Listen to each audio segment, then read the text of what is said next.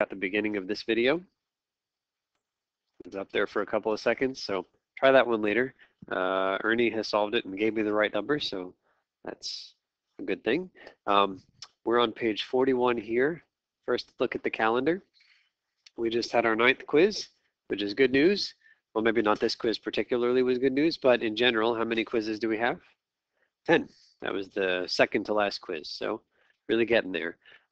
Project number 9 is handed out. You can start working on it at any point. It's already on the table, so make sure you grab one. It's not due until the day of the final exam. There's no math in this project. This is just an opportunity to look back at the semester. Tell me what went well for you in particular. Tell me what didn't go as well. What did you get out of the projects in general? Were there topics you thought were good and others that you think should be omitted? Maybe there's some stuff you were hoping to see but didn't. So it's a chance to give me some feedback on the course and a chance to reflect on what you've accomplished this semester. And like I said, not due until the day of the final exam, but if you hand it to me a little bit early, that's okay. So today we finish our parametric equation stuff, which will wrap up the new material for the test. Monday is our review day for the test, and then the test itself is on Wednesday. Any questions on any of that? Do we want to see the solutions to this quiz that we just took, or no? Oh, wait, sorry. Garrett would really like to see. All right, we'll project them after. Sorry, I'm sorry, I didn't see that. Okay, so let's take a look on page 41, and well, we will remind ourselves that in the middle of page 41 on number 2 here, we saw these two crazy looking equations. And these are the equations for projectile motion. If you throw a ball and you know the initial velocity and you know the angle that you throw it at initially, that's this guy right in here. Of course, the angle changes because gravity grabs it as soon as it leaves your hand, but that initial angle, if you know those two things, it turns out you know everything. You can predict exactly where this ball is going to be as its x component and as its y component. And so, of course, you'll get a familiar looking parabola like that green path right there for the ball. But we pointed out that when we did all this kind of stuff in 107 and maybe even in 106, and we saw this parabola, it wasn't this parabola. All the objects we threw were straight up and straight down. And the reason it didn't look straight up and straight down was because time was the x-axis and time was passing. So it didn't actually move horizontally at all.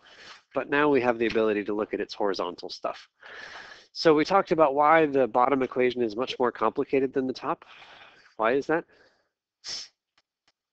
It's gravity. Gravity affects the vertical. Gravity does not have any impact on the horizontal. So we split it up into the components. And let's see if we can try number 3, where we actually use those formulas. Can we go to Allie?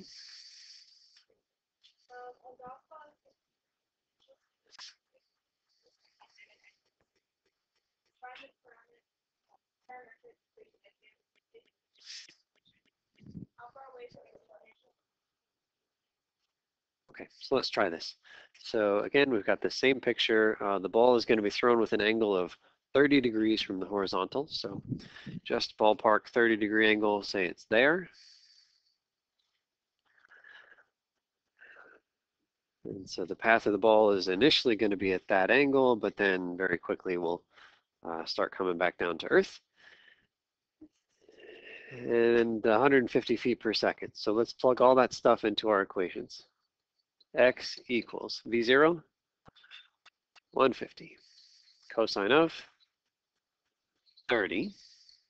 And then there's a t. Is it 30t? No, it's that whole thing times t. Can somebody with a calculator? I mean, we can use unit circle, but let's. The whole thing is how much? 29? 129.9.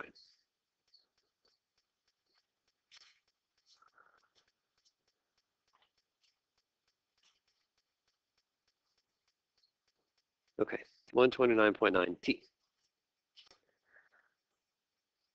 So what does that mean? It means every second, the ball is moving 129.9 feet to the right. Just to the right. No up, down, just to the right, always 129.9 because gravity doesn't impact the horizontal. That's just 150 times cosine of 30. Then we do the y equation, which is more complicated. So it says Negative 16t squared, that's just part of the equation, plus v0,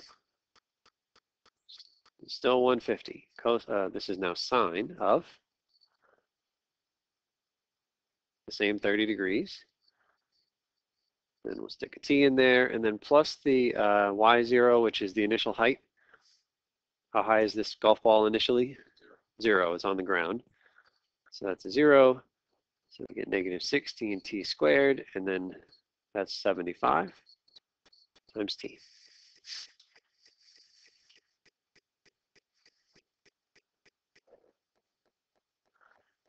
And that 75 means something.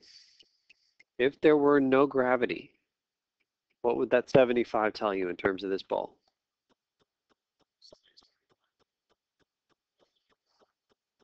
It goes up at 75 feet every second, 75 times the number of seconds. But it's something you guys are familiar with. It's a rate times time. That's your distance, right? Distance is rate times time.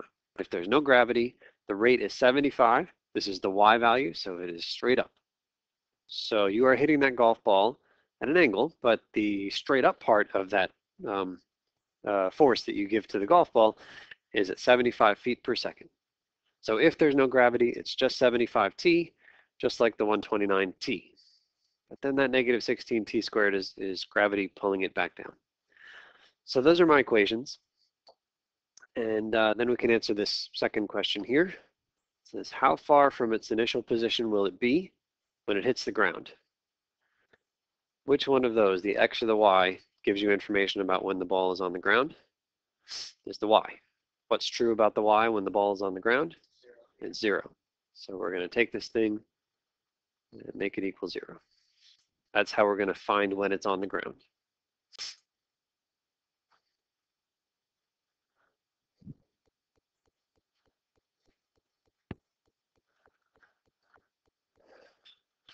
Okay, we could use the quadratic formula, but much better here. What factors out of both?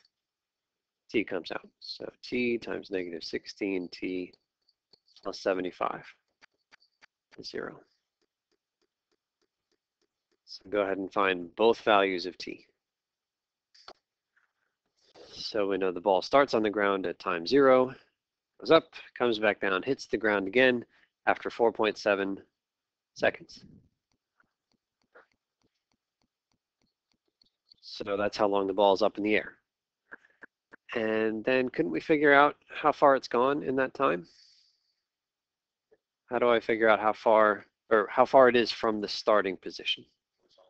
It's horizontal, right? Because it started on the ground and ends on the ground. So it's really just the horizontal that I care about. What do we do? Yeah, that 4.7 can go into the x equation. That's your time.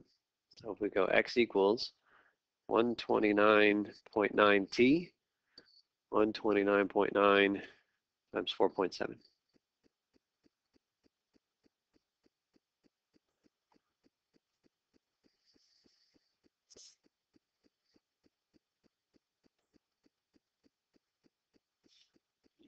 How much? Yeah, it's feet.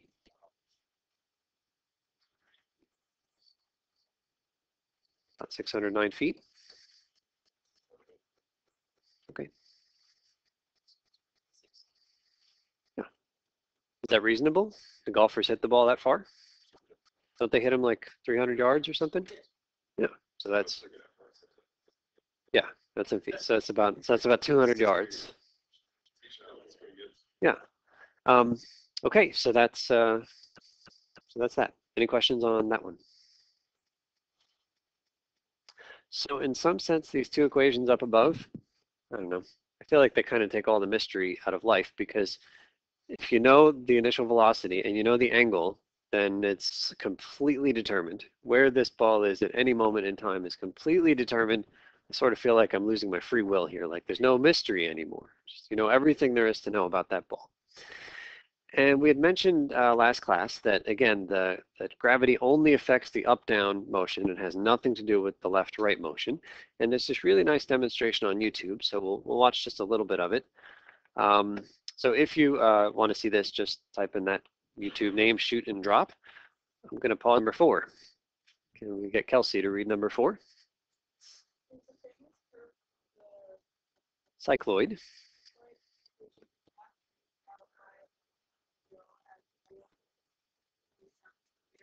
Where have we seen this before? A project. Remember the bicycle wheel project? You guys had this wheel spinning around, analyzed all the different motion. There was a left-right position of there was like a dimple on the wheel or a blemish or something, and the up-down position. And you guys ended up describing something called a cycloid. And so, so we'll take a look at this picture first, and then we're going to come up with some equations. So that right there is our wheel, and we're just going to watch that point right there. It's actually going to jump at the very start of this trip, but then it will just, the wheel will roll, and we will watch the path traced out. And so this path that we are tracing out is called a cycloid, okay? It's the path of a point on a wheel as the wheel rolls on a straight line. And so this is exactly what every point on your bicycle wheel does, or on your car tire does. Traces out a path that looks like that. Okay, so the goal is, can we come up with equations to describe exactly where that point is at any moment in time? And the answer is yes. In fact, you did it already. That was the last page of that project, was coming up with equations. Now, we didn't talk at all about the word parametric when you guys had done that project. But do you remember that every one of the problems towards the end of that project had an x equals and a y equals?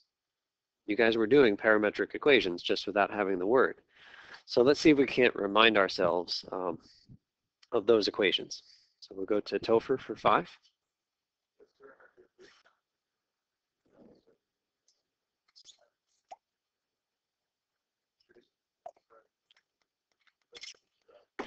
Okay, so let's draw our picture. So we've got our circle. It's centered at 0, 1.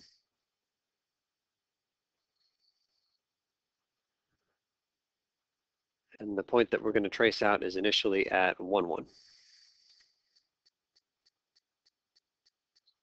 That corresponds to 0 time.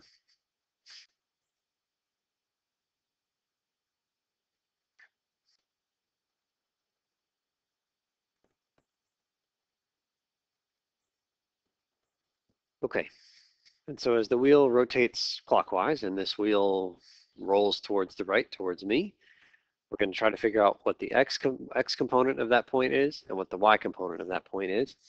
One thing I didn't even realize, but I need a little more information in this problem. Let's suppose that the wheel is spinning at 1 radian per second. We need to have a speed that the wheel is rotating at. So if it's rotating 1 radian every second, then how many radians is it rotating after t seconds? 2 radians, right? 5 radians in 5 seconds. Okay, so that's our speed. T radians in t seconds. Okay, so first thing we're going to do is pretend that the wheel doesn't move from this point, but just spins around and stays right there, okay? And let's analyze the x position and the y position. Let's do the y position first. If temporarily I decide to call the axes here and, well, the same one that we had before, and we'll go ahead and let this wheel rotate by a little bit. Suppose that we let it rotate by t radians, just rotate a tiny bit. We land at some new point down here towards the bottom. And so the question is, what's the x coordinate of that point and what's the y coordinate of that point? Well, one of them is sine and one of them is cosine, right? What's the x coordinate? Cosine, right? We know that the x is the cosine of the angle. So we've got so far that x is equal to cosine of the angle and y is equal to sine of the angle. And in fact, on the quiz, you guys used those equations, but you had even something else in the front. Like it's an R, right? It's whatever, however big the circle is. So how big is this circle right here? The radius? The radius is 1. I mean, the diameter is 2, but the radius is 1. So we don't need it, but I'll just stick in a 1 here just so it looks like our general R cosine of t. You guys all said 2 because you were thinking of the first equation. I was thinking of the second equation. So let's pull this up here. Yes, there was a 2 on one of them, but on this guy, if you want to do components, it's x is equal to r cosine of the angle, and y is equal to r sine of the angle. So for this vector, it was a 5, but for our circle, it's a 1. How far is it from the origin? It's only 1 unit away. Okay, so I've got these two things, x is cosine, y is sine. One little thing, that t, is that in the standard position? Like, is that a positive angle, like our normal? That's a negative. And in fact, I think you guys had to play this game on the project too. Didn't we stick a negative t to indicate that it was going the, quote, wrong way, the clockwise way, so it's a negative angle?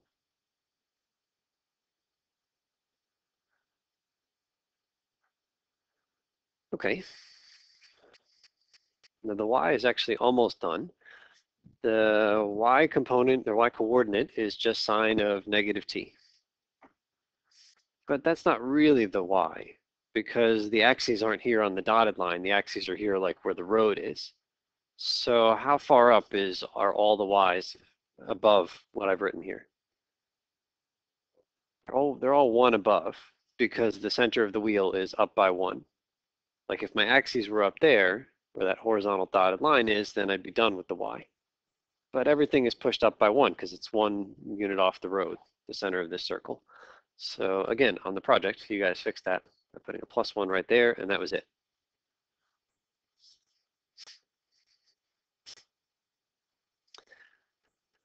More challenging was the x. Okay, let's again deal with the fact that it's not starting in the beginning, but rather, let's see. No, actually, I think it's okay, right? Initially, it starts here at time t equals 0, and isn't that where normally cosine starts? Is it 1? Okay, so I think that part's all right. What's the difficulty? Like once it makes half a revolution, it's going to be behind. Okay, so it'll be behind.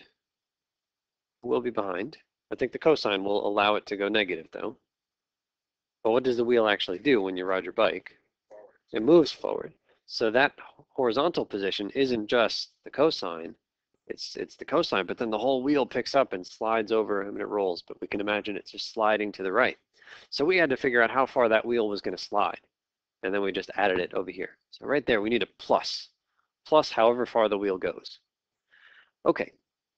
So again, assuming that the wheel has rotated by this green angle of t, then how much the wheel has rolled is going to be exactly that much. Do you guys buy it?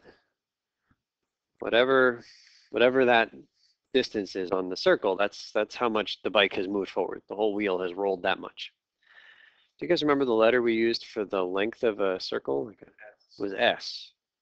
So call that S, and then ask if you guys remember the basic formula we had for S. It was S was theta times R. That's right. And theta is the angle, and I'm not using theta in this problem. What angle did we say we rotated through? It's t. Times, what's the radius of the circle? 1. So conveniently, after t seconds, the bike has rolled exactly t meters, or feet, whatever we're doing. So what are we sticking here in addition to this horizontal rotational stuff? Is a plus t. That's sliding the whole wheel to the right, exactly how far the bike has gone.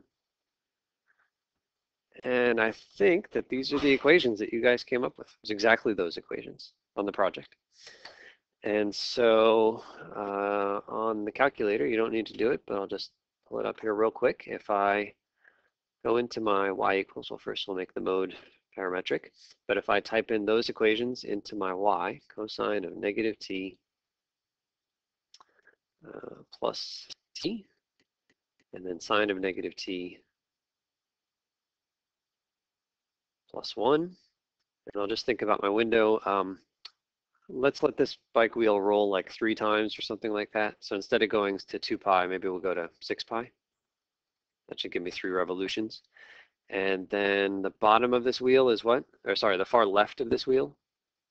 Yeah, it looks like it's never going past 0. And then how far is it going to go after 18 seconds? Well, it's at least 18 feet. We've decided it's going that, so I'll call it 20. I don't know exactly where it'll be. And then the bottom, it'll never get down to 0 and never get above 2. All right, fingers crossed, radian mode.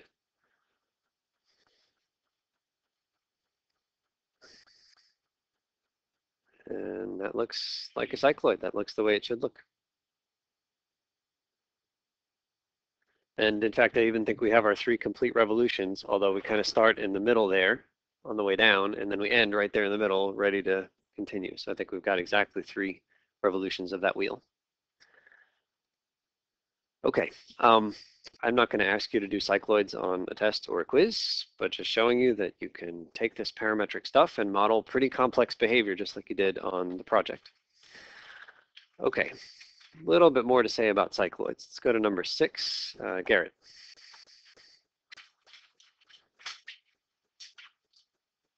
Here are 2 famous mathematical problems. Brachistochrone. The brachistochrone, shortest time problem. Find a curve so that a ball rolls from one point to another shortest time. Okay, let's pause right there. So suppose you have a ball and it's going to start at that height, and you want the ball to end at this height, and you're just going to make a track in whatever shape you think is going to get the ball from. It's a cycloid. No, I didn't even answer that. I didn't even ask the question yet. So I want to make a track that connects A to B, and I want to try to get it so that the ball rolls down this track as fast as possible. Okay, one track that would be really easy to make would be a straight line track, and the ball would just roll straight down, and it would be lovely. Another possibility would be a track like that, and then another possibility would be a track like this, and all manner of wavy things in between, right? Okay, so Garrett, what is your guess? So Garrett said cycloid. Gopher updated it to a blue line, but you said something else. What did you say? You said a negative cycloid. You said an upside down cycloid. So imagine our bicycle wheel path, but flip it over, and then maybe only look at like this part, but flipped over. That's Topher's guess anyway. Garrett's guess. Yeah. So I mean, can you guys pick though? I mean, like, forget about cycloid or not cycloid, but like, do you have a sense, like 1, 2, or 3, like which one feels like it's going to get the ball there fastest out of those 3 choices? A few votes for 3. Any votes for 2? Maybe 2. Like, logically, you think it'd be 2 because it's like a straight line. It's the way it points. Yeah. But 3, it's going to pick up speed a lot faster. It's true. Or maybe it'll all be the same. I mean, like it's the same height to start and the same height to end. You know, I mean, like 1 is going to kind of get started slow, but then when it gets going, like it's really going to make up some ground towards the end of the trip. But isn't 1 wasting a lot of momentum? Because like 3 picks up so much at the beginning and carries on with that 1. You pick up so much at the end, it makes me over it. Yeah. Okay. Can we guess? All right, so here are your choices. 1 is the best, 2 is the best, 3 is the best, or they're all kind of a tie. That's the 4th choice. Can you guys hold up? Raise your hand. Number of fingers. 1, 2, 3, or 4, pretty much doesn't matter. Okay, well, let's give this a shot. Found another YouTube video. It is this one. I don't know what that says. Anybody speak German?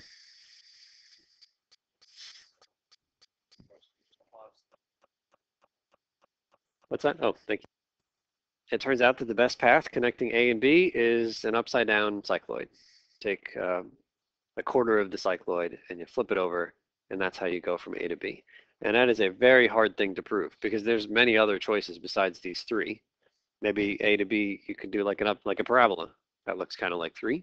There's a lot of different choices. Anyway, so this was a famous problem back in the 18th century that only the best mathematicians in the world were able to solve. We'll go to Stephen for B.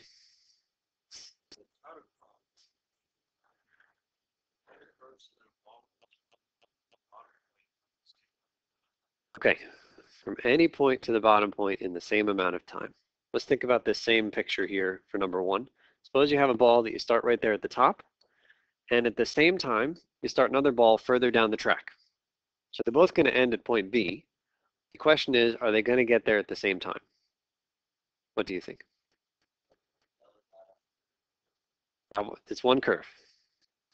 It's one curve. You only get to put it on one thing. How about even easier? What if you put the ball on the straight line and then another ball further down the straight line? Will they get to B at the same time? Definitely no, right? I mean, that's just an unfair advantage. And so on curve 1, do you think yellow and green will get there at the same time? No, which one's automatically going to just start running away with it? Like the green. Green is already like in the good part of the track. The yellow still has to slowly get some of that speed built up.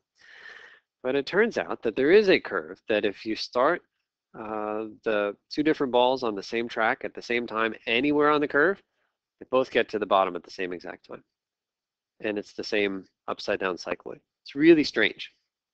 It feels like if you're closer to the end, then you should get to the end first, right? You have this head start. All right, last one. Here it is. If you type in brachistic run race, you will find this video.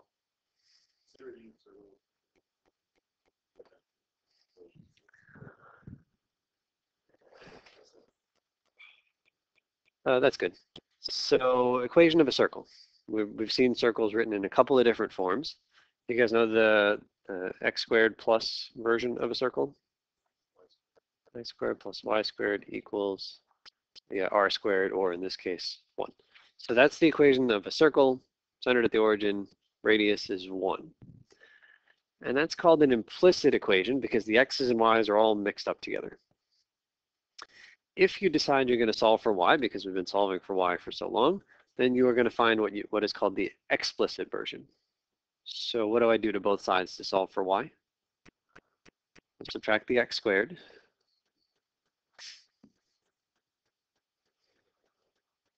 And then square root.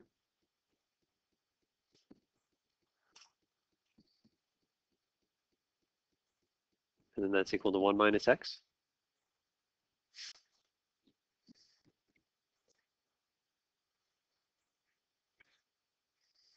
A few people say no. Okay, so it's not that. Don't do that. And it is plus minus because when you take the square root, you put in the plus or minus.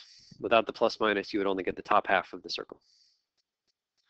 Okay, so those 2 equations are said to be in explicit form. You have explicitly told me what y is equal to. So we've got implicit, we've got explicit. And then the last way we've seen to talk about circles is this new thing, this parametric thing. X equals something, y equals something. How do you make a circular thing in parametric? Yeah, sines and cosines. That's what we've seen makes circles. So I'll put sine of t, I'll put cosine of t. You could swap them, you could negate one of them, doesn't matter. So these are 3 different ways to talk about the same circle. Implicit, where the x's and y's are all jumbled together. Explicit, where maybe you solve for the y explicitly. And then parametric, where you really separate them. Any questions on those 3?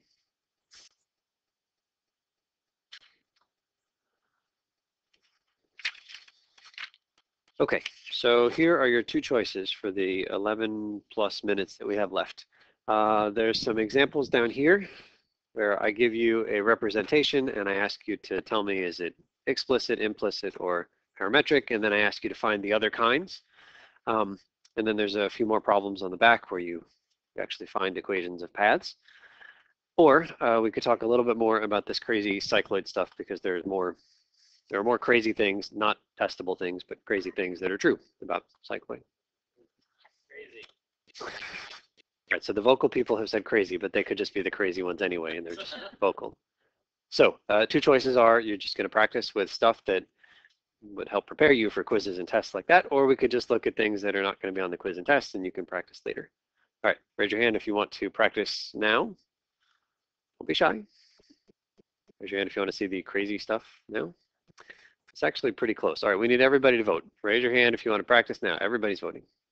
1, 2, 3, 4, 5, 6, 7. Raise your hand if you want to see the crazy stuff. 1, 2, 3, 4, 5, 6, 7, 8. So close. All right, how about we do this? If you want to practice now, ignore me. We're just going to look at some crazy stuff together, but work with partner up and stuff and do some crazy practicing of this stuff. And if you feel like seeing crazy stuff, then you can pay attention. So I'm going to open something else here.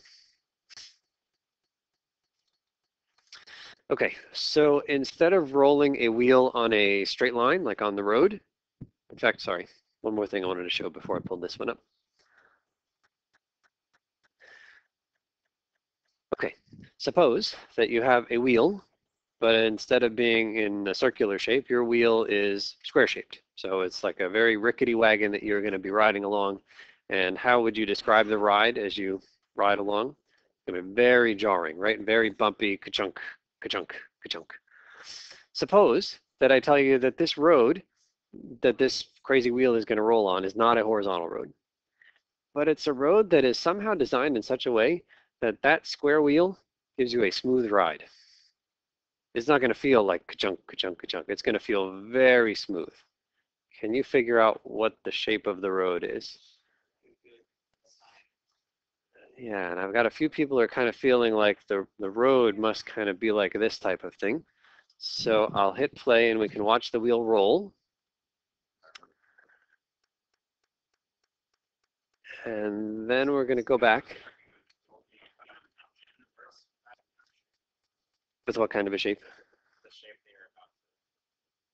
It's like after in a circle, and there's some kind of engine for car that's facing that. Cool.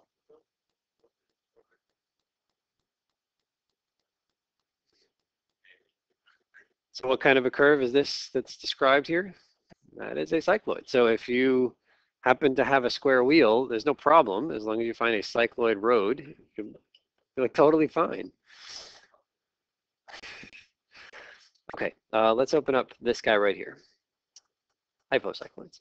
Okay, instead of rolling our wheel on a straight ground, we're going to roll our wheel inside of another wheel. So pretend that this smaller wheel is going to roll around and rolling around and rolling around inside of the bigger wheel. And the other thing I will tell you is that the circumference of the big one is 3 times the circumference of the small one, which means it's going to make, the small wheel will make 3 trips before it gets back to here. And what I'd like you to do is try to imagine the curve that this point C is going to trace out. What will the curve look like? We're just still following a point on the wheel as it rolls, but it's not going to be a cycloid anymore because it's not on a straight ground. So we're going to get 3 complete trips of the small circle. Can you guys imagine? Maybe you could draw like a rough little sketch. What? Good, good. What will it look like as it rolls around 3 times?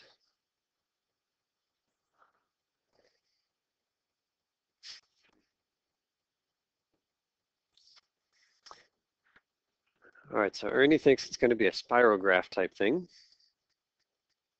What do you guys think? How would you describe this shape? Ali says a triangle thing. A triangle thing. Okay, so let's trace out this point.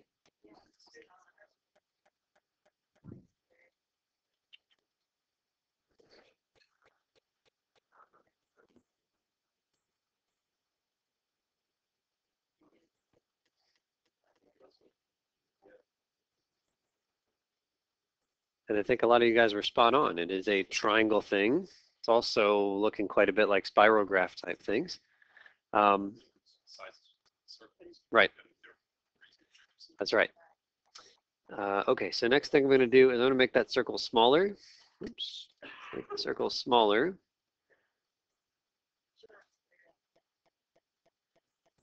Okay, the small circle will now make 4 trips inside of the big circle. What will that shape look like? Exactly 4. Well, 4.02. It's going to be close enough. So square-ish. Okay, let's animate. So we're looking for a square-ish thing. 4 points because 4 complete trips. There's a little gap here because I wasn't exactly at 4, I was at 4.02. Is that what you were picturing? Yeah. That thing right there has a name. I don't think I can write it on this. No. This guy is called an asteroid, but it's not spelled the same as the astronomy asteroid. There's no E in the middle of this one, right? Asteroid is the astronomy one. So that's called an asteroid. Have you guys ever seen that shape before? Yes. On stained glass, maybe you've seen this design. Yep. If you have ever watched a pro football game, you possibly have seen this as one of the team's logos.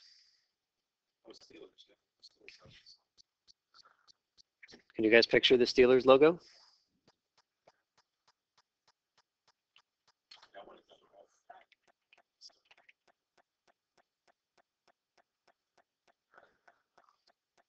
That is 3 asteroids joined together. Actually, those 3 things have something to do with the fact that Pittsburgh was and maybe still is a steel town, and there was a company like United Steel or something like that that was based in Pittsburgh, and the 3 things stood for like like loyalty and workmanship, or like 3 things.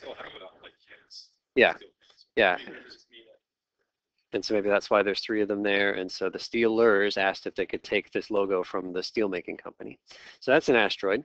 And there's actually other asteroids.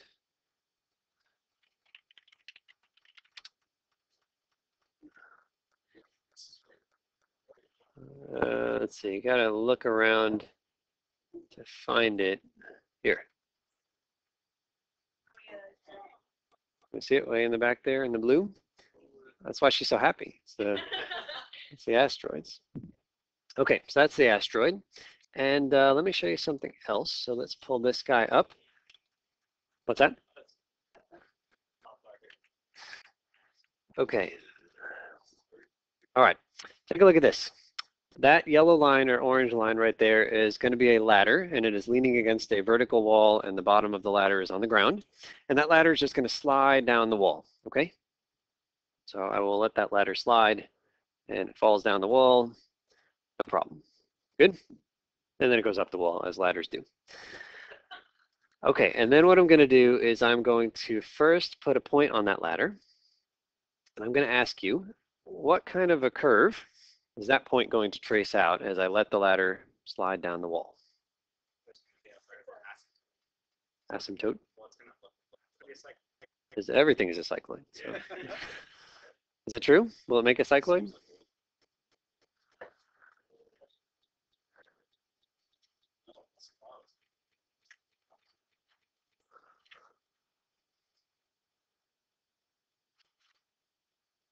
do you think? That kind of looks like a circle, doesn't it? Okay, let's all right, so sometimes you have 4 ladders that slide at the same time. And then you can see the whole shape. All right, so that looks quite like a circle. What if I were to take this point and move it way up, not in the middle, but way up? Now, is this still a circle?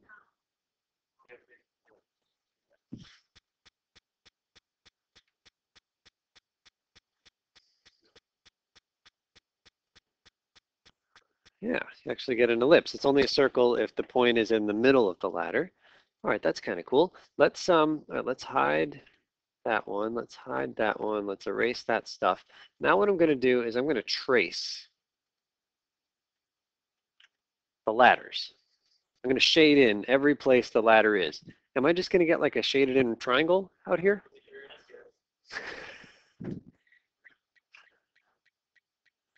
I can never like mislead you guys. I think I try to ask you what do you think? It looks like an asteroid. Yes. While we're on the subject of bicycles, Yes. I was reading somewhere that if you're building like a bridge or a building strongest arch, you can possibly make it a cycloid. Is that true? Yeah. The strongest arch you can make is a cycloid. A lot of bridges are cycloid arch. Cool. Yeah. Cycloids and you. All right, so that's that, and then one last thing, and then we'll call it a day. Ernie had mentioned Ernie, what did you mention? Never mind, forget it. Okay, suppose that I do one last thing. I'm going to make it so that this circle makes not 3 and not 4 trips, but 2 trips. So that circle is exactly half the circumference. So it's going to make 2 complete revolutions as it spins around. And again, I want to trace point C. What shape will it make? When it was 4 trips, it was a square type thing with rounded edges. When it was 3 trips, it was a triangle thing with rounded edges. Making 2 trips now.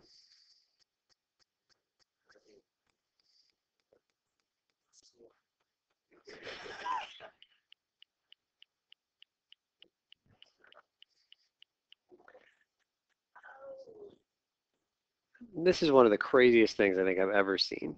You have something perfectly round spinning around inside of something else perfectly round, and then they are designed in such a way that it makes a straight line.